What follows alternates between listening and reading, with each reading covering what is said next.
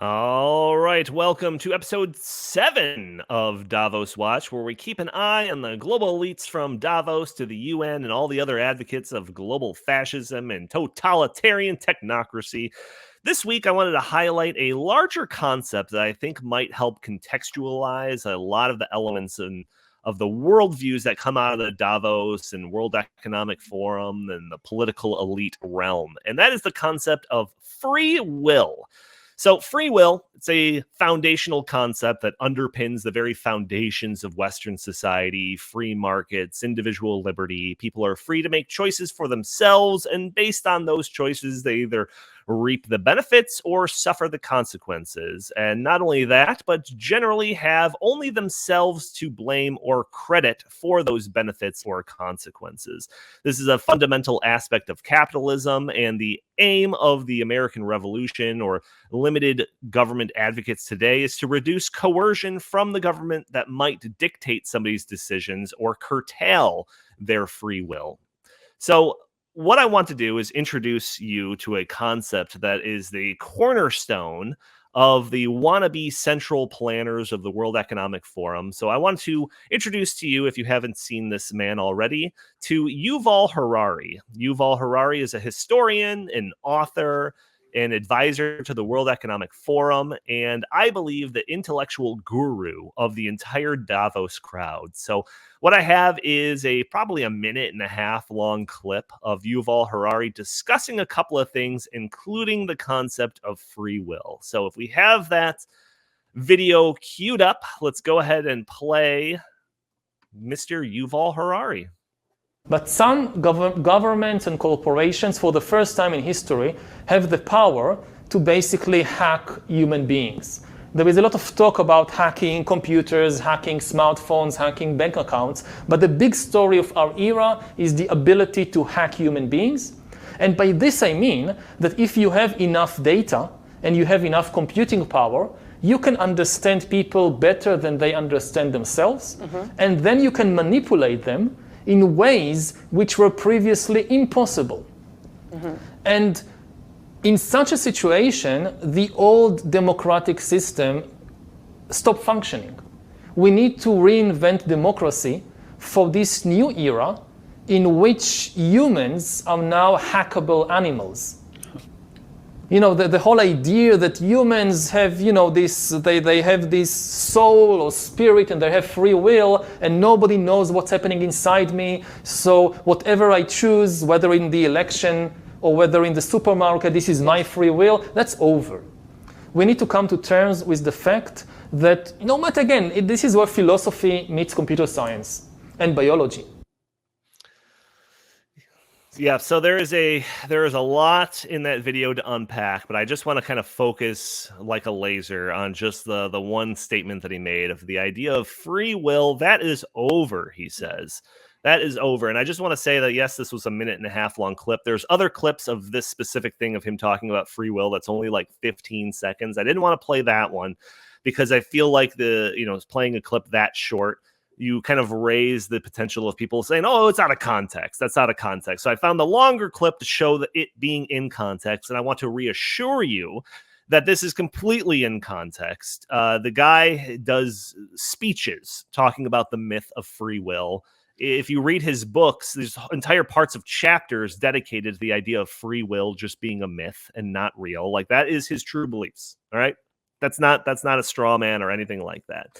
So the idea of hackable humans, and that, if you just collect enough information on somebody, that you can know them better than they know themselves. And this kind of ties into all of the big tech stuff, all the data collection. Every time you go on Google, everything you post on Facebook, your search results, anything like that, all of this data kind of feeds into the system where they theoretically, the people that own that data or can kind of comb through it, know you better than you know themselves. And that kind of gets into the idea of what he refers to as hackable humans. So they collect the data based on your past behaviors. We can anticipate your next steps We can anticipate your wants and desires. We can anticipate your reactions to future things, perspectives, anything, because they know you better than you know yourselves.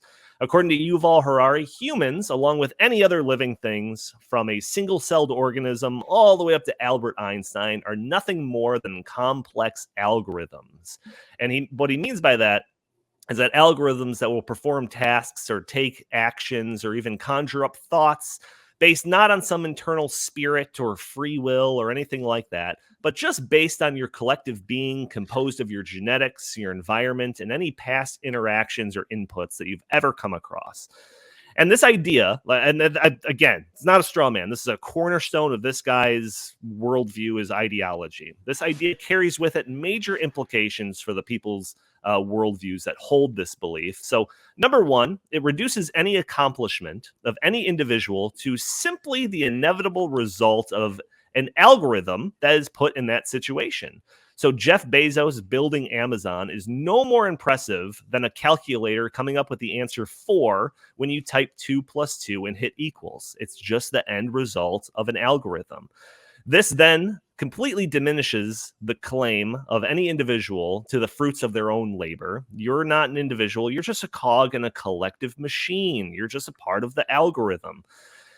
Number two, the qualities that are not beneficial to society are also not the fault of the people that exhibit those qualities. A drug addict is just an algorithm that has been programmed through a lifetime of environmental stimuli that results in a person predisposed to drug use. Again, this is their actual worldview.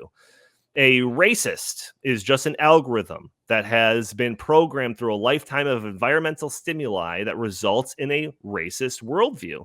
So just imagine a person that is only exposed to news stories that are wildly disproportionate in terms of reporting on crimes by Lithuanians. That person might be predisposed to being a racist against Lithuanians. And now, considering you and your actions and even your beliefs are known to just be the results of your genetics and your environment and the stimuli that you're subject to on a daily basis, we can now anticipate the stimuli that can get you acting in a way that is beneficial to society. So perhaps if we have that racist against Lithuanian guy and we just show him news stories highlighting, I don't know, charitable work of some famous Lithuanian guy or a puff piece about some local Lithuanian diner, maybe we can make him less racist. See, you could be, if you're programmed one way, you could be programmed to go in a different way. So theoretically, with the correct stimuli, you can get an entire population to act in ways that you want, ways that benefit society, or ways that fit your agenda. And just to be clear, I am not making any of this up. This is very verifiable. You could read Yuval Harari's books. You could find the talks the speeches where he talks about all of this stuff.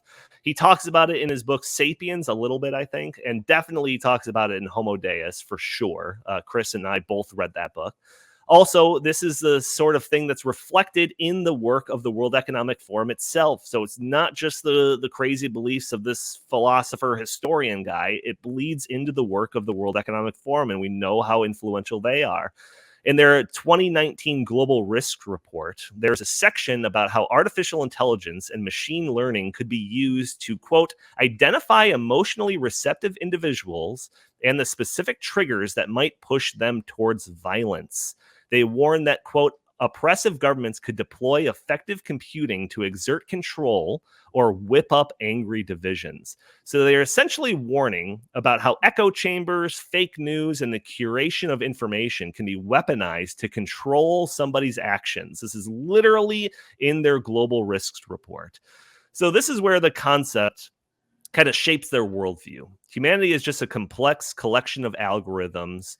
We just have to provide the proper operations manual to make sure that it functions to our liking. Not an operator's guide, written by natural law or reason or morality. Instead, a centralized operator's guide written by and defined by the agenda of the rule makers themselves. So this is the principle that provides the backbone to ideas like social credit scoring to judge citizens, This is what provides the backbone to ideas like ESG metrics to judge corporations. It's also the worldview that removes the responsibility for the consequences of actions of criminals. It's the rationale that supports overly lax justice systems, no bail, lack of prosecution. It's the worldview that runs completely counter to the system on which Western civilization is built. And once you understand this and the implications of this concept, you could really start to understand how the minds of these Davos elite types think. So this is why that I'm doing Davos Watch. I try to examine or expose an element of the Davos crowd and the wannabe central planners and the technocratic tyrants, and all the power and influence that they wield doesn't go unchallenged. But Chris, you've read Yuval Harari's books with me. You can back up what I'm saying is accurate and that this is, in fact, his worldview. What are your thoughts on all of this? Yeah, I've read all of Yuval Harari's books, and I'm pretty familiar with his thoughts on this topic. And I think what this really tells me is that Yuval Harari thinks that the vast majority of people are stupid and make bad decisions that are counterproductive to their own, to their own lives. But you know what? Yuval Harari does not have the knowledge to know that. So there's no way he can know that. And when he talks about, oh, when you go to the grocery store, people make these decisions, but they're really not making those decisions. Actually, yes, they are. Now he might not agree with those decisions. He might not agree with everyone's life decisions, what kind of car they buy or whatever. But those are their decisions, and that is free will. And free will is the basis of, humanity. And it is really, really scary stuff to think that this guy is pushing for a way of trying to manipulate people's choices through a AI program and an algorithm and all this kind of stuff. But if you read his books, that's what he is calling for, because he says that human beings, I mean, Donnie, you've read the book. He says human beings are akin to pigs, and they just make they make decisions not based off of their own best interest, but just based on whatever, like the electrical signal in their brain is telling them to do at that exact point in time. I reject that personally. And Donnie, I told you I reject that many, many times, because every time you make a decision, you're weighing, countless other options. And for whatever reason, when you come to your decision, that's a decision you come to. And sometimes we make poor decisions, but that's a very good thing, because you learn so much from making poor decisions. And I would not want to live in some kind of like sterile world where everyone is making decisions based on some computer, algorithm that is, saying, well, we know what's best for you and for society, so you're going to do this. I would never want to live in a world like that. So let me just address some comments by Christine here, who is a very loyal viewer of the show here. She says he's talking about social engineering, only he's saying in a stupid way that makes him sound like a monster.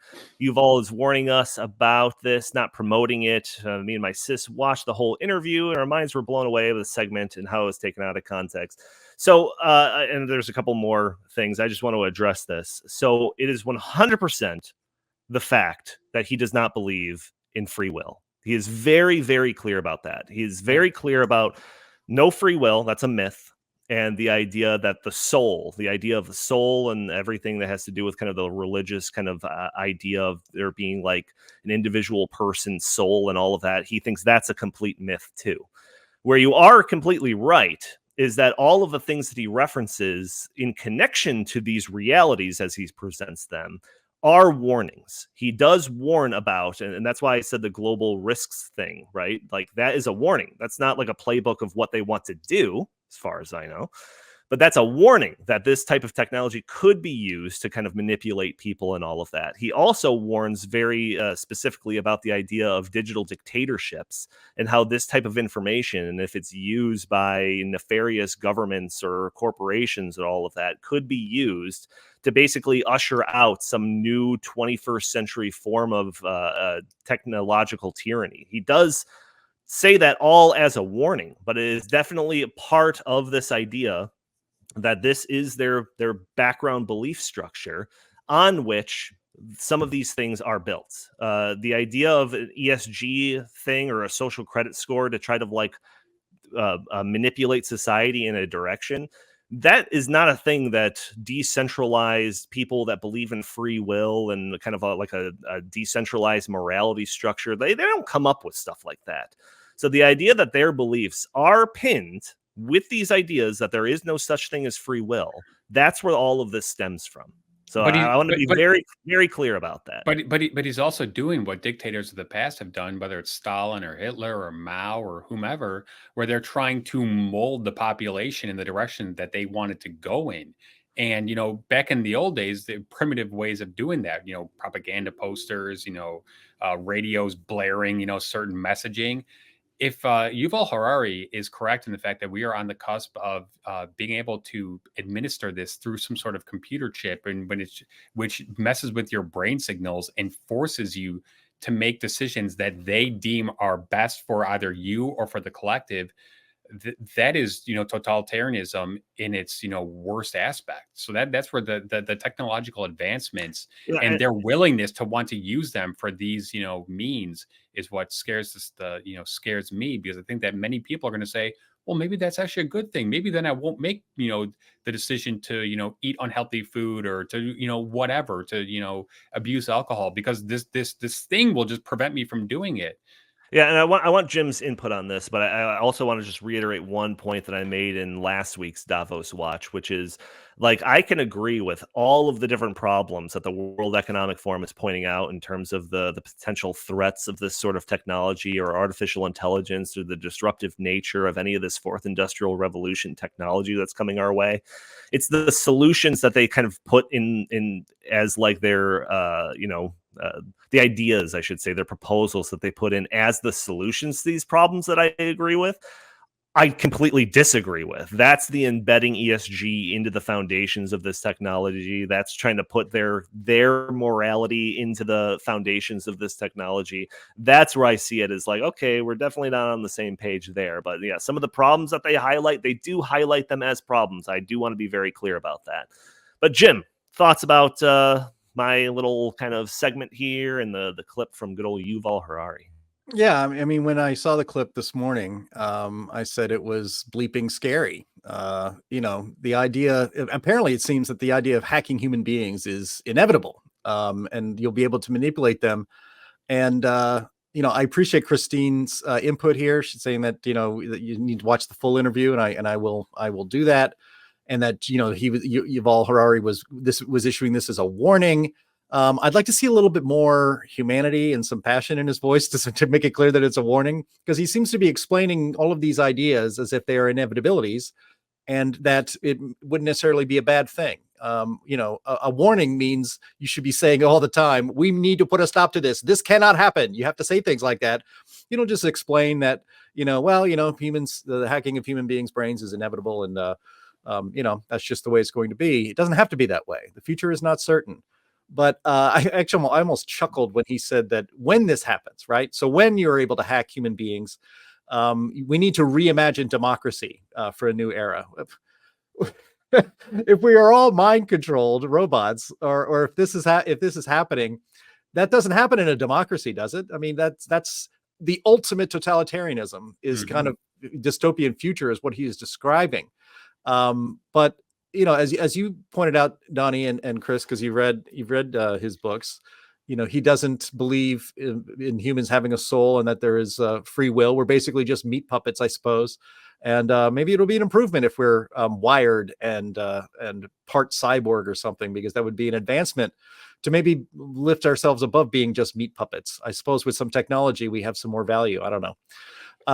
But I just again, that spoonful of sugar he provides by saying this development means we need to reimagine democracy. I mean, as I said, it's hard to think of a society that is more of an ultimate tyranny than the future that he is describing, and it apparently is, maybe just right around the corner. I think even some of the best sci-fi dystopian fiction has not even really imagined the near future that Yuval Harari thinks is coming, and maybe he doesn't think we can stop it. Maybe he thinks it's a good thing. I don't know.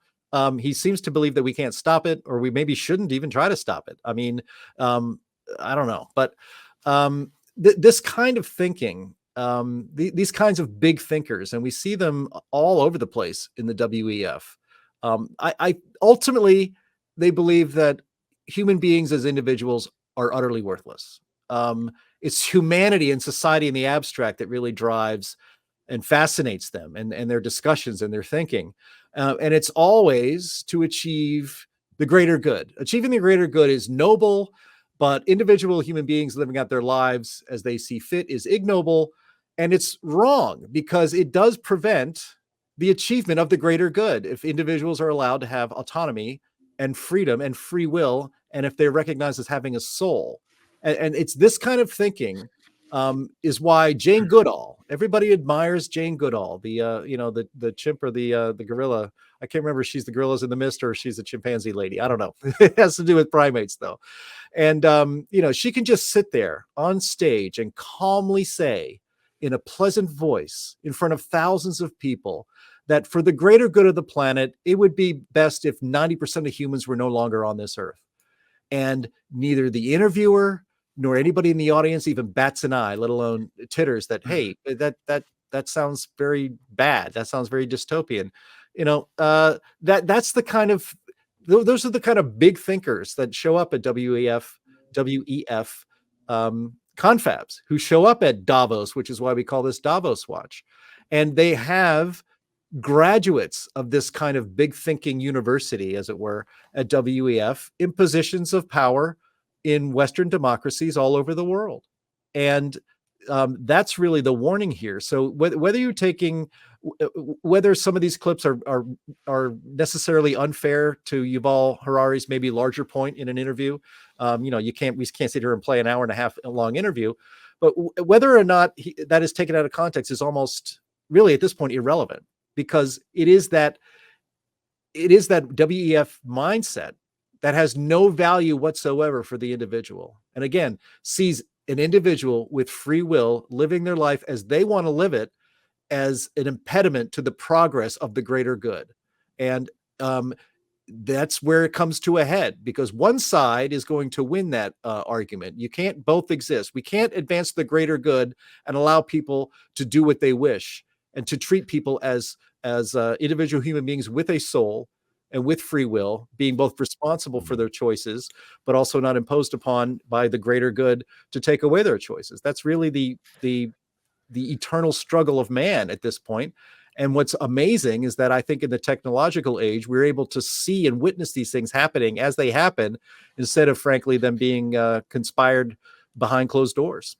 Yeah, see, when I was reading through all of this, because I did a huge deep dive, I literally read his books, I watched his speeches. He's got a ton of speeches at World Economic Forum and all of this stuff. So I'm very, very familiar with Yuval Harari and kind of where he stands on all of this stuff. But to me, just this concept, it underpins the kind of that worldview that brought to us the eugenics movements. It's the things that brought to us the idea of trying to cultivate the new Soviet man, or any of these kind of collectivist ventures into trying to change the will of man so that it comports with the collectivist way, socialism, communism, whatever way that the leaders of those times were trying to kind of construct their society. This is just like the leap forward 21st century technocratic version of that. And not that he's advocating for that. Again, I want to be very clear about that. In fact, when you watch his stuff, he's more warning about it than anything, but it still shows that is the mindset that these people are operating under. So if somebody shows that society is just an advanced algorithm that's programmed, and that's why it's acting that way, then the person that's sitting there, a wannabe central planner type, thinks, okay, well, I'll just change the algorithm a little bit. I'll just program it in the way that I want so that it carries out the agenda that I want. So that's why I'm pointing out, Yuval Harari. He's the one that's setting up this kind of worldview. And it's the people, the leaders at Davos, World Economic Forum, that are taking that setup and running with it. So that's kind of my main point. But here's a question for both of you. I mean, Harari is in the World Economic Forum. He's a bigwig in the WEF. He could, isn't that by definition, you're in a position to stop this from happening, to talk about this not happening as an official proposal? I sort of disagree with that assessment. I'm more in alignment with Jim on this one. because I think that he's providing the intellectual framework for them to achieve this. Oh, yeah. And one of the things that stood out to me in that brief clip that you showed was when he talks about when you go into the voting booth, you don't actually like basically know what you're doing. What is he talking about? That's us. That's us. Voicing our what we want. In terms of how we want to be governed. And I think really what he means by that, if you read between the lines, is you're too stupid to understand the best kind of government. So therefore, I'm gonna I'm gonna put this computer program into your brain, and it's gonna enlighten you as to how the government should be run and how you should live your life. I reject that in full.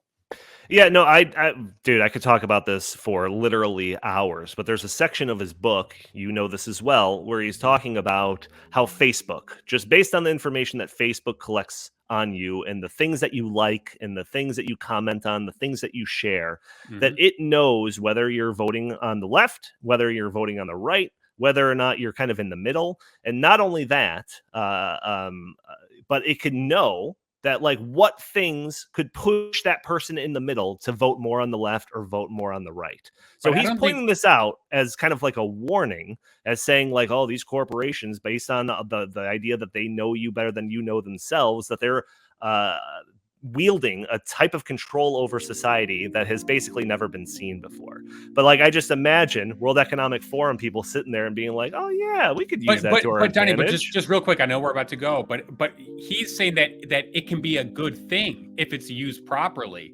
And I'm saying that it should not be used at all because it's extremely tyrannical, and it's messing with people's decision-making abilities, which is what make us humans. Yeah, it's a wild concept. But I'm telling you that the fact that he rejects free will and thinks that we're all just like these chickens running around with their heads cut off, just doing random things, is insulting. It's a wild thing, but like I said, it is a core foundational aspect of these people's worldviews. So tune into more episodes of Davos Watch, where we're going to expose even more crazy aspects of these wannabe central planners and technocratic tyrants.